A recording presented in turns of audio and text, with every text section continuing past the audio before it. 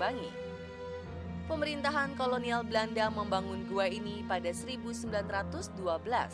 Fanatik yang luar biasa bagi masyarakat sekitar, sehingga tidak sembarang orang boleh menyebutkan namanya. Begitu, walaupun hanya lada itu sendiri, gitu ya.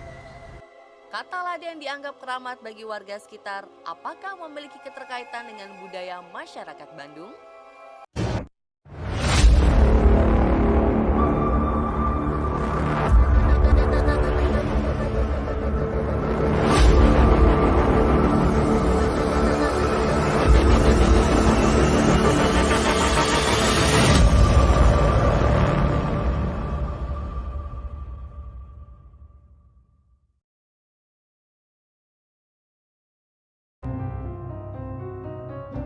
Bandung, kota berjuluk Kota Kembang ini merupakan kota metropolitan terbesar di Jawa Barat.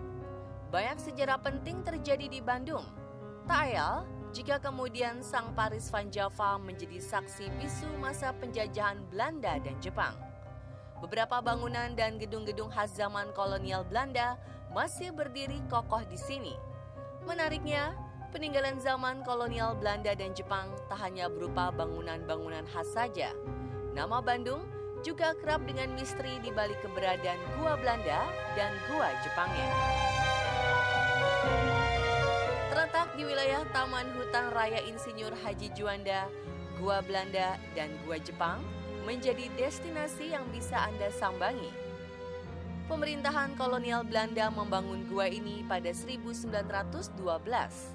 Mereka membangunnya dengan tujuan sebagai terowongan penyadapan aliran sungai Cikapundung. Kala itu, gua ini juga digunakan sebagai fasilitas militer dan untuk stasiun radio telekomunikasi.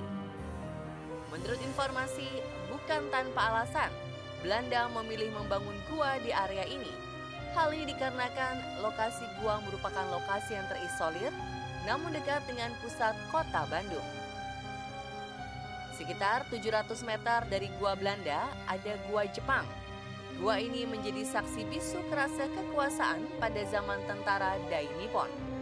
Dibangun pada 1942, gua ini dimanfaatkan untuk keperluan militer, yakni sebagai barak dan tempat perlindungan tentara Jepang. Di dalam gua Jepang, ada 18 bunker yang digunakan untuk tawanan perang kala itu. Selain bunker ada pula ruang tembak, ruangan pertemuan, dapur, gudang, dan masih banyak lagi. Ukuran guanya jauh lebih kecil dari gua Belanda. Melisik lebih dalam, panjang gua Jepang mencapai 70 meter. Gua ini adalah hasil keringat masyarakat Indonesia yang dijadikan budak paksa oleh para tentara Jepang. Muncul istilah Romusa, panggilan orang Indonesia yang dipekerjakan paksa oleh Jepang pada 1942 sampai 1945. Mengingat sejarah panjang dan kelamnya kedua gua ini, masyarakat meyakini jika di sekitar area gua memiliki banyak kisah misteri dan sosok tak kasat mata yang sering muncul di sekitar gua. Konon, beberapa masyarakat sekitar pernah mengalami gangguan gaib di sekitar gua.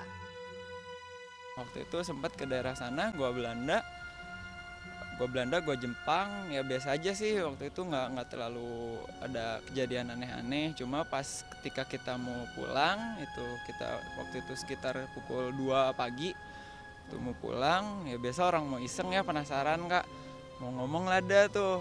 Pas baru niatan, tiba-tiba merinding gitu. Pas lihat ke belakang ya muncullah beberapa sosok di daerah parkiran tuh. Ada beberapa orang, 10-11 orang yang saya lihat di sana. Pernah ke sana ya. Katanya sih kalau di sana ngucapin kata lada itu, ya kata dia pernah ngucapin itu terus ada kayak kayak ada suara-suara gitu, kayak ada angin yang kencang gitu. Tapi untuk wujudnya itu sendiri tuh belum berani nampakin gitu. Kayak gitu sih.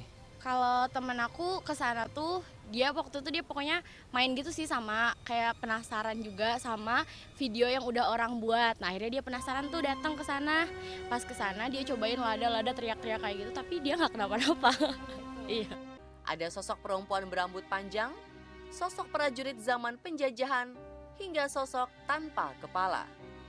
Dalam beberapa kasus, beberapa pengunjung tiba-tiba tak sadarkan diri. Di balik kisah misteri dan gangguan gaibnya, ada suatu kepercayaan masyarakat terkait dengan keberadaan dua gua tersebut. Selama di wilayah Dago Pakar, kita harus sangat berhati-hati dalam bertutur. Warga percaya mengucapkan kata lada di sekitar gua atau di dalam gua adalah sebuah pantangan. Menurut masyarakat, kata lada berkaitan dengan Eyang Lada Wisesa, tokoh masyarakat yang begitu dihormati.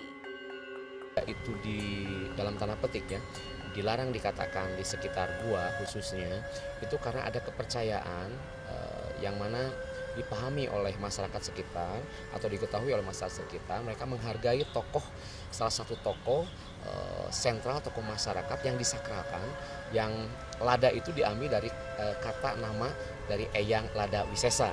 Dan tokoh ini adalah tokoh yang dituakan dan mereka tokoh ini punya karismatik yang luar biasa bagi masyarakat sekitar, sehingga tidak sembarang orang boleh menyebutkan namanya. Begitu, walaupun hanya lada itu sendiri gitu ya.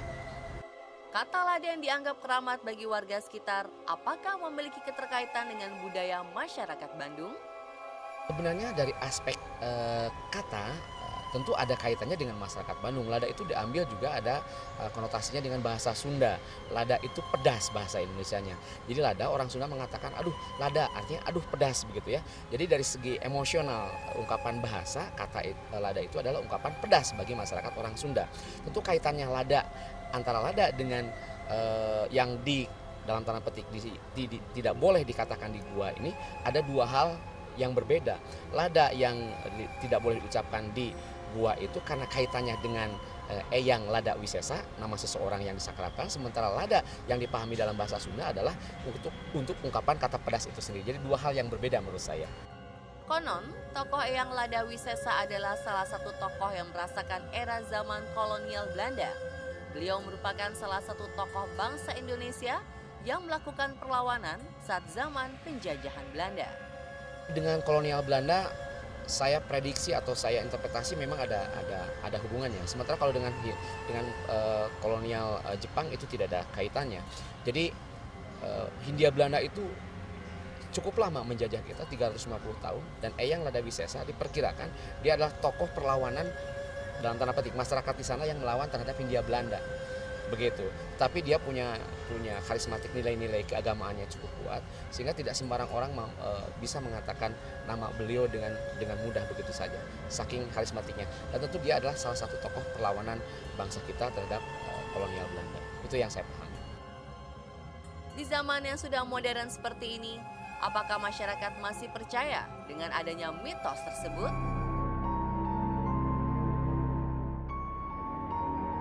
Terlepas dari berbagai kisah menyeramkan yang menyelimuti gua Belanda dan gua Jepang, seyogyanya kita sebagai manusia harus tetap menghargai budaya dan warisan leluhur. Bak peribahasa, di mana bumi dipijak, di situ langit dijunjung. Tak ada salahnya kita menghormati norma-norma tak tertulis di masyarakat. Semoga pengetahuan tentang cagar sejarah dan budaya ini membuat kita lebih bijak dalam bermasyarakat, misteri, dan viral lainnya.